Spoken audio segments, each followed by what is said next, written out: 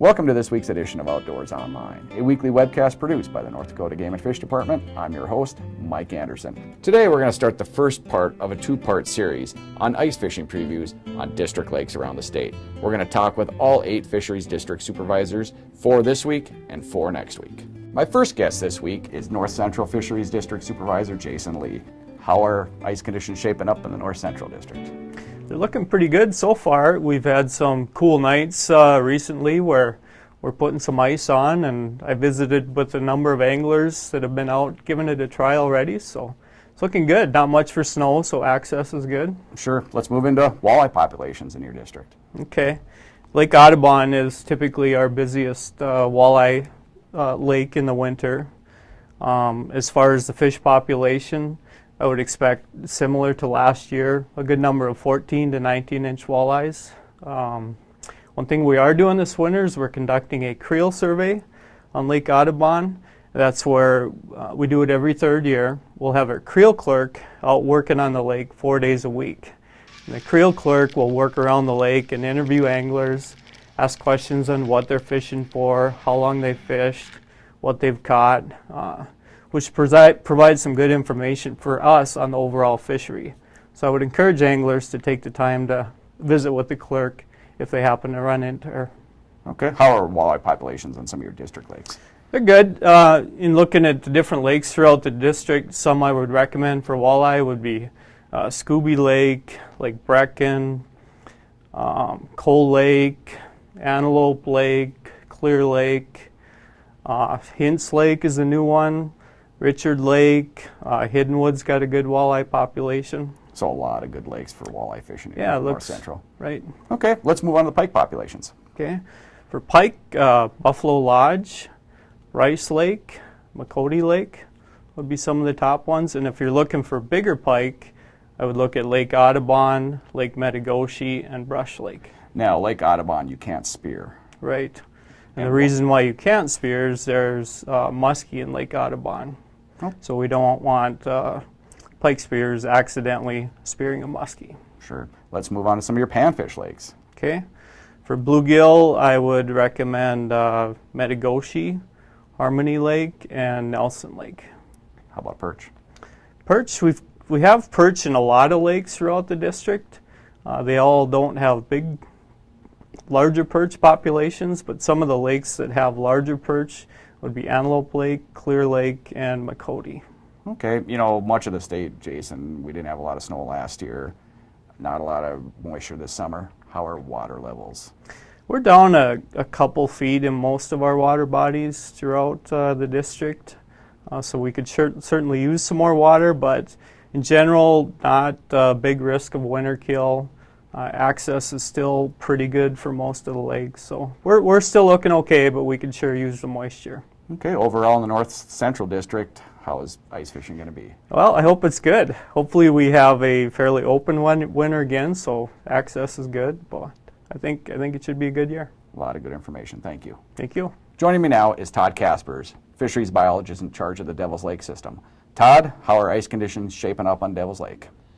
Well, we're off to a pretty good start so far. We had some, cold weather early on, and then, ice conditions they're variable, of course. Not the whole lake freezes over at the same time because it's a big lake, of course. But, in areas where anglers are going, it seems like, kind of around that 10, 11-inch ice range we're seeing now.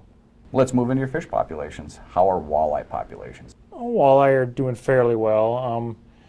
You probably noticed this year that there's lower numbers of those kind of prime keepers, those 15 to 20 inch size fish.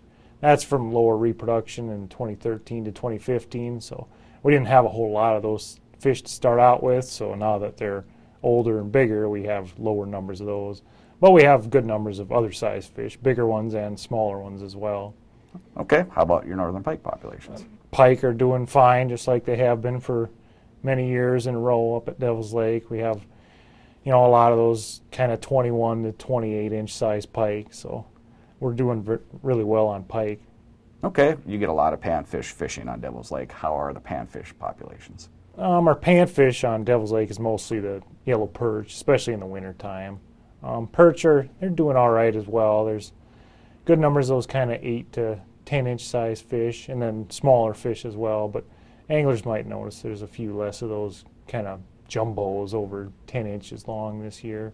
Okay, overall, how is ice fishing going to be on Devil's Lake? Well, that's always kind of a hard thing to predict. Just based on the fish numbers, I mean, it should be a decent winter, but it always depends on the forage abundance for the fish. If they don't have trouble finding natural food to eat, they aren't as willing to go with what the anglers offer them. But, you know, overall, it should be a pretty decent winter, I think. As long as Mother Nature allows. Yeah, I mean, it always depends on access conditions, too, so.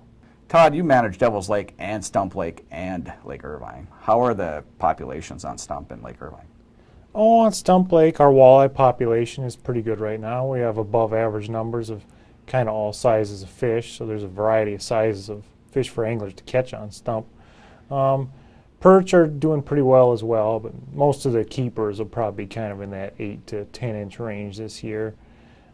Pike on Stump are a little below average, but they're good size, and our average pike out there this year was between about 28 and 34 inches, so they're nice sized fish. How are populations on Lake Irvine? Oh, they're doing pretty well as well. Our walleye population on Irvine is above average right now, and there's a good variety of sizes of walleye for anglers to catch.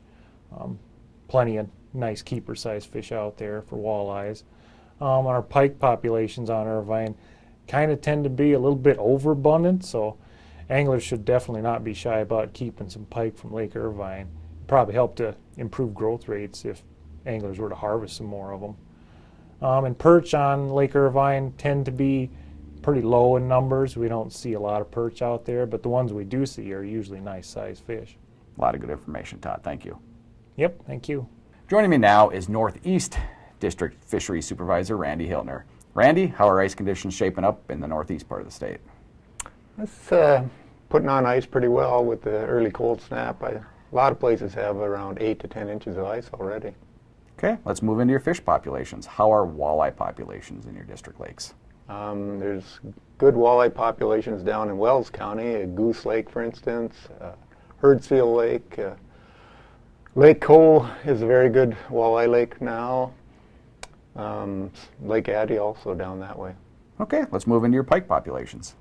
Yeah, pike are pretty ubiquitous up there in the northeast. We've got some lakes with pike, natural lakes that are really good for pike, like Island Lake, which sustained some winter kill last year, but it really didn't put a dent in the fish. There's Sibley Lake, that's a good pike lake, Lake Juanita, and basically most places have pike, but those are some of the better ones. Okay, let's move into the panfish.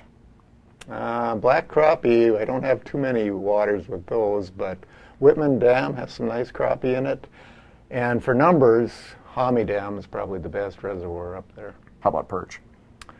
Yellow perch are, again, in most lakes and reservoirs up there, but Hommy Dam currently has high densities of 8 to 10 inch perch. There's good perch down in Silver Lake Wildlife Management Area. And Herdsfield Tuffy's got some nice perch too. Okay, and bluegills? We've got a few lakes with good bluegills. Lake Upsilon in the Turtle Mountains has some bigger fish. And Red Willow Lake has lots of numbers with some big fish also. Okay, how are the water levels maintaining up in the northeast? Probably relatively good compared to the rest of the state, but still down, especially in the natural lakes. Okay, overall ice fishing should be good in the northeast? Yeah, you should have lots of opportunities, lots of places to go. There's bigger fish, nice walleyes, nice northern pike, and some panfish. A lot of good information, Randy. Thank you. Thanks. Joining me now is Southeast Fisheries Supervisor BJ Kratz. BJ, how are ice conditions shaping up in the southeast part of the state? Ice conditions are currently pretty good for this time of year. Most lakes have froze over well. Good quality ice, and ice thickness is varying from 6 to 9 inches presently. So obviously not much snow cover on the ice yet, so it's shaping up to be a good ice season as far as safety. We like to see that. Let's move into your fish populations. How are walleye populations in here? Walleye populations continue to be really good in the Southeast District. We have, one of our main focuses anymore is to manage walleye populations and stock walleye fisheries. So we have an abundance of these fisheries. A couple that come to mind as being, good fisheries are like West Moran Lake down in the southeast. That's got a very good walleye population currently in a nice size range too. You've got smaller fish for eating purposes and opportunity to catch larger fish too. Another one that has currently good walleye numbers is Barnes Lake. Traditionally, that lake has pretty high walleye abundance and nice size fish.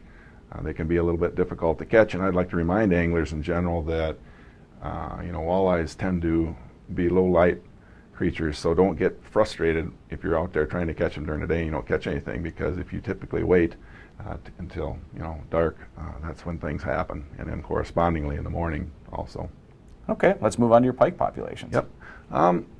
Historically, our pike numbers are holding. We don't stock as many pike as we used to, just because most folks tend to prefer walleye. So that being said, we still have some pretty good pike lakes. Coldwater Lake in McIntosh County has got a pretty good pike population, and good size range. Small fish to fish, close to 20 pounds. And if you like a little smaller lake, we've got little impoundments scattered throughout the district too. Limits and Seafelt's kind of a neat little lake, if you will. It has a pretty high population of good eater-sized pike right now too. So lots of opportunities out there for all fish species really. Okay, let's move on to panfish. You've got some of the most popular crappie fishing lakes in your district. Let's talk about those. Yep, and this holds true, at least it has for quite a few years. We have Jamestown and Pipestem Reservoirs, which are in the best shape that they've ever been in terms of crappie numbers, and the size is good too. We've got a lot of opportunity not only to catch numbers, but to catch nice fish too, particularly in Pipestem. Jamestown, lots of numbers, maybe not quite the size range potential there, and depending on what size fish you want to catch. Perch, we've got a few perch lakes. Erickson Lake still continues to exhibit great characteristics of a perfect perch fishery, in that the fish grow quickly and they grow large. I mean, I think we even sampled one that was close to 16 inches this year. So there's some nice big perch in there, and there's quite a few numbers. Okay, how about bluegill?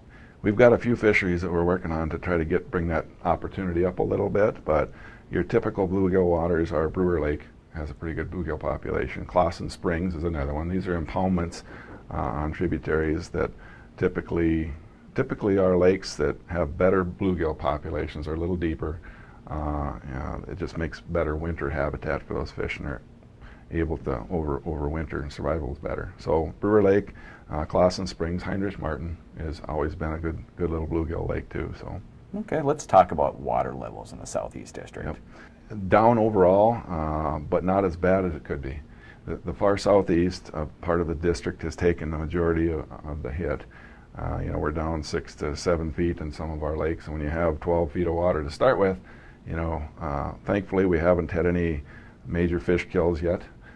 This summer we skated by with low lake levels, but we still managed to, come through with very, very limited, if any, fish kills that were really reported to us.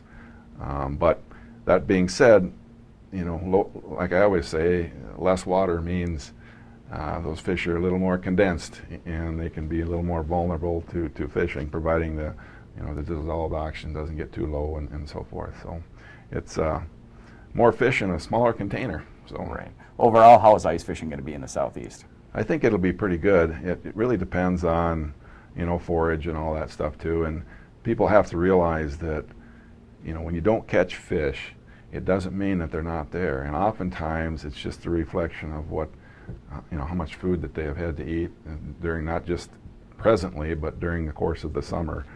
If these fish bulk up in the summer and they've got good reserves and stuff, their activity level through the winter in general is going to be less, and so you're not going to be experiencing these intense bites most often. But focus on the right times of the day for the right species, and be patient, and hopefully things will work out. A lot of good information, BJ. Thanks. For rules and regulations on fishing in North Dakota, pick up a 2018 to 2020 North Dakota Fishing Guide or go to the Game and Fish website at gf.nd.gov. For the fishery staff and the rest of the staff here at the North Dakota Game and Fish Department, thanks for joining us for this week's Outdoors Online. We'll see you again next week.